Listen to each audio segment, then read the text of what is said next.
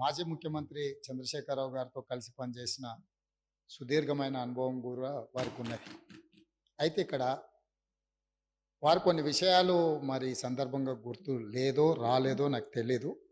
వారికి మీ ద్వారా గుర్తు చేయదలుచుకు 2011 సంవత్సరంలో శాసనమండలి ఎన్నికలలో భారతీయ జనతా పార్టీ టీఆర్ఎస్ పొత్తు పెట్టుకున్నారు. ఆనాడు ఇదే సభలో ఉన్న ఈరోజు కేంద్ర మంత్రి బీజేపీ అధ్యక్షుడు కిషన్ రెడ్డి గారు, ఎండెల లక్ష్మీనారాయణ గారు ఇద్దరు శాసనసభ్యులు బీజేపీ నుంచి టీఆర్ఎస్ అభ్యర్థికి అధికారికంగా ఓట్లేసిండ్రు. ఒకటి. రెండవది, ఆనాడు ముగ్గురు టీఆర్ఎస్ ఎమ్మెల్యేలు కిరణ్ కుమార్ రెడ్డి గారికి ఓటేసిండ్రు. ఆ ముగ్గురు ఎవరే అంటే ఏనుగు రవీందర్ రెడ్డి గారు, కావేటి సమ్మయ్య గారు, కల్వకుంట్ల విద్యాసాగర్ రావు గారు. ఆ ముగ్గురు టీఆర్ఎస్ అభ్యర్థికి ఓటేయకుండా కిరణ్ కుమార్ రెడ్డి గారికి మద్దతు ఇచ్చినందుకు చంద్రశేఖరరావు గారు వారిని పార్టీ నుంచి బహిష్కరించడం జరిగింది. ఆ సందర్భంగా ఎమ్మెల్యేలు ఏం చెప్పిండ్రంటే, అయ్యా మీ అల్లుడు గారే మమ్మల్ని ఇక్కడ ఓటేయమని చెప్తే మేము పోయి అక్కడ ఓటేసినాము, ఓటేయమన్న మీ అల్లుడినేమో ఇంట్లో పెట్టుకున్నావు, మమ్మల్ని పార్టీ నుంచి ఎట్లా బహిష్కరిస్తామని వాళ్ళు మాట్లాడడంతో తిరిగి 2014లో వారికి టికెట్లు ఇవ్వడం జరిగింది. నెంబర్ 1. నెంబర్ 2, 2014 నుంచి 2023 వరకు పార్లమెంటులో ఏ సందర్భం వచ్చినా అధికారికంగా అక్కడ రికార్డులు ఉన్నాయి. కావాలంటే వారి పెద్దలు పోచారం శ్రీనివాసరెడ్డి గారు, నామ నాగేశ్వరరావు గారికో లేకపోతే కేశవరావు గారికో వారు అడిగితే ఎన్ని బిల్లులు వచ్చినప్పుడు లోక్సభలో కానీ రాజ్యసభలో కానీ వారు ఎవరి పక్షాన నిలబడి ఎవరికి మద్దతు పలికినరో అక్కడ సజీవంగా సాక్ష్యాలు ఉంటాయి. 3 తలాక్ కావచ్చు, 370 ఆర్టికల్ కావచ్చు, రైతు వ్యతిరేక నల్ల చట్టాలు కావచ్చు, జిఎస్టీ కావచ్చు, నోట్ల రద్దు కావచ్చు, ఇట్లా చెప్పుకుంటూ వెళ్తే కొన్ని వందల బిల్లులు లోక్సభలో రాజ్యసభలో వచ్చినప్పుడు టిఆర్ఎస్ పార్టీ స్పష్టంగా ఒక సందర్భంలో రాజ్యసభ సభ్యుడు అక్కడ బిల్లు ఉన్నదంటే ప్రత్యేకమైన విమానం వేసుకొని పోయి మోడీ గారికి అనుకూలంగా ఓటేయడం జరిగింది. Bharatiya Janata party, BRS, BJP ఒకే రకమైన ఆలోచన విధానంతో గత 10 సంవత్సరాలు ప్రభుత్వాలను కలిసి నడుపుకున్నారు. వాళ్ళిద్దరు కలిసి చర్చించుకున్నారు. ఇంతెందుకు, వాళ్ళ పార్టీ అంతర్గత విషయం ముఖ్యమంత్రి గారిని మార్చాలని ఇక్కడ చాలామంది మాజీ మంత్రులు చంద్రశేఖరరావు గారిని దించేసేయాలి, తారక రామారావు గారిని ముఖ్యమంత్రిని చెయ్యాలని చెప్పి ఆ మంత్రివర్గంలో ఉన్న వాళ్ళే చంద్రశేఖరరావు గారి మీద అవిశ్వాసం ప్రకటించి తారక రామారావు గారిని ముఖ్యమంత్రిని చేయండి అని వాళ్ళు మాట్లాడినరు. వాళ్ళందరూ ఒత్తిడి తట్టుకోలేక చంద్రశేఖరరావు గారు వెళ్ళి నరేంద్ర మోడీ ప్రధానమంత్రిని కలిసి నేను అక్కడి నుంచి మా వాళ్ళు తప్పుకోమంటుండ్రు, తప్పుకుంటా తారక రామారావు గారిని తెలంగాణ రాష్ట్రానికి ముఖ్యమంత్రిని చేస్తా, మీరు నాకు అనుమతి ఇవ్వమని అడిగినరని, నేను వారసత్వ రాజకీయాలు లేకపోతే రాచరికాలను నేను సమర్థించను, నేను వ్యతిరేకిస్తున్నా, అది ఎలా సాధ్యమో అని నేను చంద్రశేఖరరావును నిలదీసినని భారత ప్రధానమంత్రి తెలంగాణ రాష్ట్రానికి వచ్చినప్పుడు స్పష్టంగా ప్రకటన చేసిండు. ఇప్పుడు పెద్దలు శ్రీనివాసరెడ్డి గారిని నేను అడుగుతున్నా, మీకు ఎలాంటి సంబంధాలు లేకపోతే, అనుబంధం లేకపోతే, ఆయన అనుమతితోనే మీరు నిర్ణయాలు తీసుకోకపోతే మీ పార్టీ అంతర్గత వ్యవహార ముఖ్యమంత్రిని మార్చుకోవడం అనేది, అట్లాంటి విషయం కూడా మోడీ గారి అనుమతిని అడిగిండ్రంటే మీ బంధం ఫెవికల్ బంధం. ఒకవేళ మీకు కేసీఆర్ గారు చెప్తుండ్రో లేదో వాస్తవాలు ఒక్కసారి ఇప్పుడు నేను చెప్పిన చరిత్రను మొత్తము వారు తెలుసుకోవాల్సిందిగా నేను కోరుతున్నా. మీకు కొన్ని చెప్తాడు, కొన్ని దాస్తాడు. కాబట్టి దాసినై మీకు ఒకవేళ ఎప్పుడైనా అనుమానం వస్తే మీరు ఎప్పుడైనా నన్ను అడగొచ్చు, స్వేచ్ఛగా వచ్చి కలవచ్చు. మిగతా వివరాలన్నీ కూడా నేను మీ దృష్టికి తీసుకొస్తా. పోచారం శ్రీనివాసరెడ్డి. మేమందరం కూడా కలిసి పనిచేసినాం సార్. తెలుగుదేశం పార్టీలో వారు ఉన్నారు, మేమున్నాం, కష్టపడి పనిచేసినాం. వారు ఈరోజు ఒక నిమిషం వినండి, ఇదే ఓపిక ఉండాలండి. శాసనసభలో మాట్లాడే ఓపిక కాదు, ఇనే ఓపిక కూడా ఉండాలి. వారు చెప్పారు. ఒక్క నిమిషం బ్రదర్ వినండి, వారు అవకాశం ఇస్తే మాట్లాడండి, వారు అవకాశం ఇస్తే మాట్లాడండి. Please please please cooperate. వారు మాట్లాడడానికి ఒకవేళ బీజేపీతోనే మా ప్రవికాల సంబంధం ఉంటే నలుగురు బీజేపీ శాసనసభలు ఓడించినటువంటి అభ్యర్థులు ఎవరు సార్? బీఆర్ఎస్ పార్టీ అభ్యర్థి ఓడించాం. 2011లో గౌరవ ముఖ్యమంత్రి గారు అన్నారు, 2011లో ఆ రోజు శాసన మండలికి ఎన్నిక జరిగితే ముగ్గురు టిఆర్ఎస్ శాసనసభ్యులు కాంగ్రెస్ ఓటేసినటువంటి మాట వాస్తవం. సస్పెండ్ చేసిండ్రు. కిరణ్ కుమార్ రెడ్డి కాదు, ఎమ్మెల్సీగా కాంగ్రెస్ పార్టీ రంగారెడ్డి పోటీ చేసిండు, టిఆర్ఎస్ తరపున మహమూద్ అలీ గారు పోటీ చేసిండ్రు. నేను అప్పుడే మన ఇద్దరం తెలుగుదేశం పార్టీలో ఉన్నాం. దాని తర్వాత నేను బీఆర్ఎస్ పార్టీకి వచ్చిన. టీఆర్ఎస్ పార్టీకి వచ్చిన తర్వాత నాకు కూడా బలవంతం చేసిండ్రు, మీరు కూడా రంగారెడ్డి కోటేయమని. నేను బీఆర్ఎస్ పార్టీకి మొన్నే వచ్చిన మాట ఇచ్చిన, నేను టీఆర్ఎస్ పార్టీ అభ్యర్థిగా ఓటేసి తప్పితే ఇంకో దానికి వేయనంటే మీరు చెప్పినటువంటి 3 పేర్లు నేను చెప్పదలుచు రిపీట్ చేయదలుచుకోలేదు. ఆ 3 పేర్లు లాలూచి పడి బీఆర్ఎస్ పార్టీకి అభ్యర్థికి వ్యతిరేకంగా రంగారెడ్డి కోటేసి రంగారెడ్డి గెలిపించుకున్నారు కాంగ్రెస్ పార్టీ.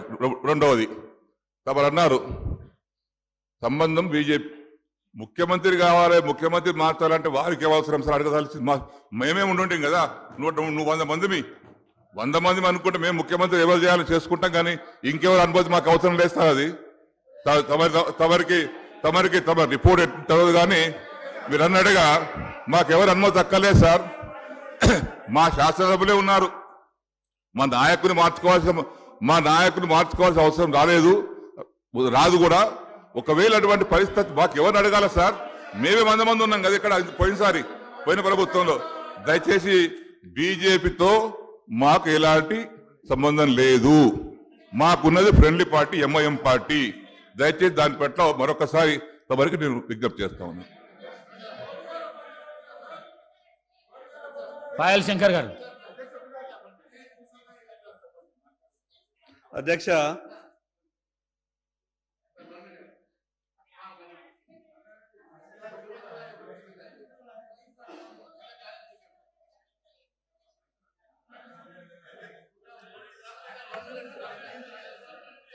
పాయల్ శంకర్ గారు ఇస్తాను మీకు ఇస్తాను. పాయల్ శంకర్ గారు మాట్లాడండి. ఓకే అధ్యక్ష, ధన్యవాదాలు. 2024 బడ్జెట్ ఉభయ సభలను ఉద్దేశించి ఇప్పుడు చేయకపోతే ఎట్లా సార్? దాంతోపాటు 55 ఏళ్ళు అధికారం ఇచ్చిన తర్వాత ఇంత చేసినామని ఆయన అంత చెప్పుకుంటున్నా అధ్యక్ష. వారిని అక్కడే కూర్చోబెట్టారు. రేపు అక్కడ కూడా ఉంటారో లేదో నాకైతే అనుమానం అధ్యక్ష. బయటికి పోతారు అనుకుంటా ఉన్నా నేనైతే. మీరేదో చెప్పారు నిన్న 9 నెలల్లో వచ్చేస్తాం అది ఇది అని. 9 నెలల్లో పిల్లలు వస్తారు, మీరు రావడం కష్టం నాకు తెలిసి. కాబట్టి దయచేసి నేను మిమ్మల్ని అడిగేది అధ్యక్ష, బట్టి గారు ఏదైనా అదే చెప్తారా సార్? నాకు అర్థం కాదు. ఇంకోటి మీరు అన్నారు అధ్యక్ష, చెప్తాను సార్, నేను చెప్తానండి అధ్యక్ష. మీరు చెప్తా సార్, ఎవరు తెచ్చారో ఏం తెచ్చారో కూడా చెప్తాను అధ్యక్ష.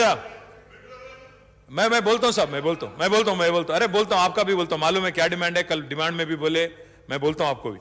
అధ్యక్ష భట్టి గారు చెప్తున్నారు సార్, అదేదో అడ్వర్టైజ్మెంట్కు మోనోపల్లి గుత్తాధిపత్యం అంటున్నారు అధ్యక్ష. నేను వారికి గుర్తు చేస్తా ఉన్నా సార్, మీరు ఒకసారి నేను మెట్రో రైల్ మేము తెచ్చామని చెప్పుకున్నప్పుడు దాంతోపాటు ఏమేమి తెచ్చారో కూడా ఒకసారి గుర్తు తెచ్చుకోవాలి. ఎట్లా పెట్టారు సార్ టెండర్? ఎట్లా పెట్టినారు వీళ్ళు? పబ్లిక్ ప్రైవేట్ పార్ట్నర్షిప్లో పిలిచారు. ఆ పబ్లిక్ ప్రైవేట్ పార్ట్నర్షిప్లో మీరు పెట్టిన కండిషన్ మీరే పెట్టినారు, మేమేం పెట్టలేదు. ఏం పెట్టారు మీరు? 50% రెవెన్యూస్ మనం రియల్ ఎస్టేట్ ద్వారా మీరిచ్చిన భూముల ద్వారా దాన్ని కట్టుకోవడం ద్వారా కమర్షియలైజ్ చేసుకోవడం ద్వారా ఆయన సంపాదించుకోవాలి. ఎవరైతే పెట్టుబడి పెడుతున్నాడో కాంట్రాక్టర్ ఆయన సంపాదించుకోవాలి. 45% టికెట్లు అమ్ముకోవడం ద్వారా ఆదాయం సమకూర్చుకోవాలి. 5% అడ్వర్టైజ్మెంట్ల ద్వారా సమకూర్చుకోవాలని వారు పెట్టిన, మేము పెట్టలేదు. అది ఆ బోర్డులు పెట్టాలన్నది, పిల్లర్ల మీద పెట్టాలన్నది మీరు పెట్టి వదిలిపోయింది తప్ప మేము పెట్టింది లేదు, మార్చింది లేదు, చేసింది లేదు.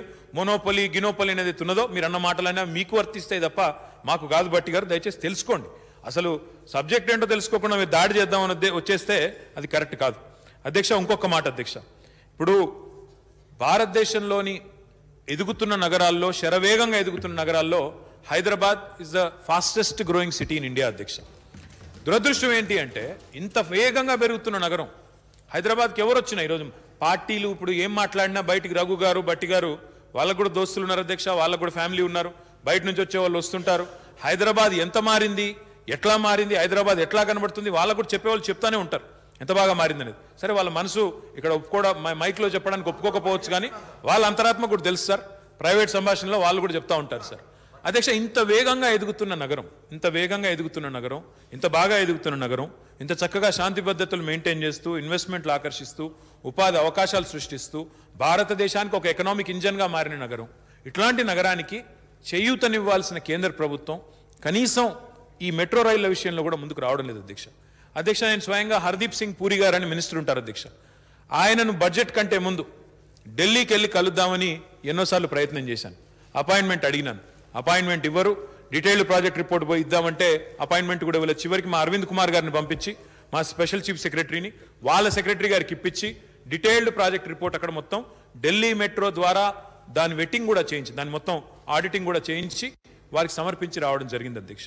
ఆ సమర్పించి ఏం చెప్పాము అధ్యక్ష, 2వ దశ ఎయిర్పోర్ట్ వరకు మేము కట్టుకుంటాం మా సొంత నిధులతో, మీరు కేవలం బిహెచ్ఈఎల్ నుంచి లక్డికాపుల్ వరకు, అదేవిధంగా ఎల్బీ నగర్ నుంచి నాగోల్ వరకు ఏదైతే ఉన్న 31 కిలోమీటర్లు ఉందో దానికి సంబంధించి మీరు చేయూతనివ్వండి, 20%, 30% ఎంత ఇస్తారో అది ఇవ్వండి అని అడిగినాం. కానీ ఇంతవరకు మన బడ్జెట్లో ఏమైనా పెడతారనుకున్నాం, అందులో ఏమీ లేదు సార్. దురదృష్టం ఏంటంటే అధ్యక్ష, వీళ్ళంతా వివక్షతో, మేము ఊరికే అంటలేం, ఆధార సహితంగా చెప్తున్నాం తప్ప ఆధార రహితంగా మాట్లాడడం లేదు అధ్యక్ష. బెంగళూరు మెట్రో ఫేజ్ 2 అక్కడ 59,000 కోట్ల ఎస్టిమేట్ చేస్తే అందులో కేంద్ర ప్రభుత్వం ఒక 20% వాటా, 11,866 కోట్ల రూపాయల వాటా అక్కడ ప్రకటించారు. దాంతోపాటు సావరిన్ గ్యారంటీ అంటే స్టేట్ గవర్నమెంట్ పరిధిలోకి రాకుండా, ఎఫ్ఆర్బిఎం లిమిట్కి ఇబ్బంది కాకుండా సావరిన్ గ్యారంటీ పేరిట కేంద్ర ప్రభుత్వం స్వయంగా 29,664 కోట్ల గ్యారంటీ కూడా ఇచ్చింది అక్కడ. మనకు మాత్రం ఆ రకంగా ముందుకు రారు సార్. అదేవిధంగా చెన్నై మెట్రో వాళ్లకు 2వ దశ 83,993 కోట్లతో వాళ్ళు తీసుకుంటే, సెంట్రల్ గవర్నమెంట్ అక్కడ ఈక్విటీ 16,799 కోట్లు, అంటే ఇదివరకు వాళ్ళకి అనుకూలంగా ఉన్న గవర్నమెంట్ ఉన్నప్పుడు ఇచ్చింది, ఇప్పుడు వచ్చిన గవర్నమెంట్ వాళ్ళకి అనుకూలంగా లేదు కానీ ఇదివరకు ఉన్నప్పుడే ఇచ్చినారు. తర్వాత సావరిన్ గ్యారంటీ కింద 41,996 కోట్లు, అంటే మొత్తంగా 58,795 కోట్లు చెన్నై మెట్రోకి. అదేవిధంగా ఉత్తరప్రదేశ్ అధ్యక్ష, ఉత్తరప్రదేశ్లో ఒక 6 పట్టణాల్లో లక్నో, ఆగ్రా, కాన్పూర్, గోరఖ్పూర్, వారణాసి, అదేవిధంగా అలహాబాద్, ఈ 6 పట్టణాలు హైదరాబాద్ కంటే ఏ రకంగా చూసినా చిన్న పట్టణాలు సార్, చాలా చాలా చిన్న పట్టణాలు.